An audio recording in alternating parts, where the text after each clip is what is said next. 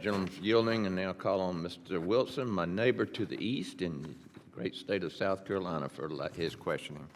Thank you very much, Chairman Rick Allen, and we appreciate your leadership on this important issue. And as I think of unions, I'm just really grateful in South Carolina and Georgia and our other sister state of North Carolina, we have right to work. And so we've seen the benefit of right to work. I'm just really grateful in my career. I had the opportunity as a member of the State Development Board to work with Governor Jim Edwards to recruit Michelin to South Carolina. Now we have in the district I represent the largest Michelin manufacturing facility in the world. And we make mining tires now with the president going back to recruiting a Keystone pipeline. The benefit, the ripple effect is across the Southeast, and indeed next to that is Bridgestone Tire, Japanese, and Continental German, GT, Singapore. South Carolina is now, because of right to work, the leading manufacturer and exporter of tires. And then we're also grateful cars with Governor Carol Campbell. I was grateful to be with Senator John Russell in Spartanburg for the groundbreaking for BMW. Initially, people were making fun of us and saying they're going to have to change the name of Bavarian Motor Works to Bubba Motor Works. Well, now that's an $18.2 billion investment, very, very successful, and that's also recruited for us Volvo and also Scout Motors now.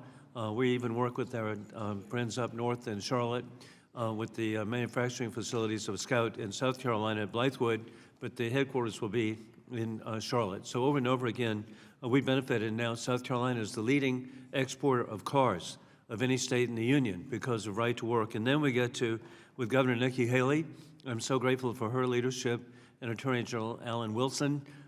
In one of the administrations, the NLRB tried to block Boeing from completing its manufacturing facility in Charleston. But thank goodness we prevailed with Tim Scott, Lindsey Graham, the whole crowd, and Trey Gowdy too. And now we have 10,000 people there manufacturing 787-10 Dreamliner aircraft. And I appreciate President Donald Trump with Qatar Airlines agreeing to buy $96 billion worth of new aircraft. And then just last month, I was with Secretary Scott Bessent in Charleston as the facility there, the Boeing facility, is being doubled in size. And so we see the benefit of right to work. And hey, it's not anti-union. If people want to join a union, they can. But we see the benefit in South Carolina of right to work. Mr. Alcorn, your written testimony, you give example of some corporations, unions advancing a political agenda at the bargaining table. This is concerning. And how does this not have unions putting politics ahead of better working conditions? And how is this to be addressed? Yeah, unfortunately, in my experience with the Trader Joe's United, one of the first things that they brought to the bargaining table was asking for Trader Joe's to include paid abortions and paid gender-affirming care in a contract. Yeah. And this is already covered by our insurance. And then it became clear, I heard from other people, that they were doing this on purpose in the hopes of attacking Trader Joe's progressive image.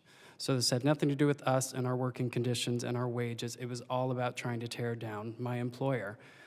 So I think it's really important that workers know that this is going on so they can vote on whether they want these proposals to go forward, because if they would have asked us in my workplace, we all would have disagreed with that way of doing things.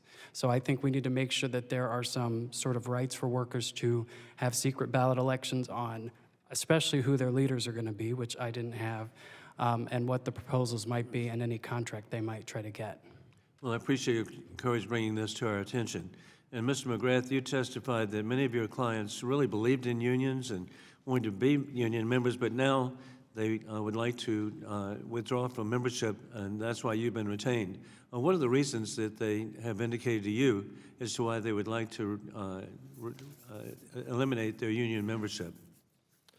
Well, a lot of our clients actually started out, in favor of their union and wanting their union to work well and saw benefit in that. But oftentimes it does have to do with transparency, where they start to ask for certain documents, or they want to see the financials, or they start thinking that, oh, maybe there's some corruption going on we'd like to investigate, and they're ignored or a target's put on their back, and they start to be kind of the outsiders and outcast. And so instead of union leadership embracing that and saying, hey, they want to help make us a better union, they're often disregarded and pushed away, which then causes them to come to us to either help them get that information or just, how do I end my time with the union? Thank you very much. I yield back.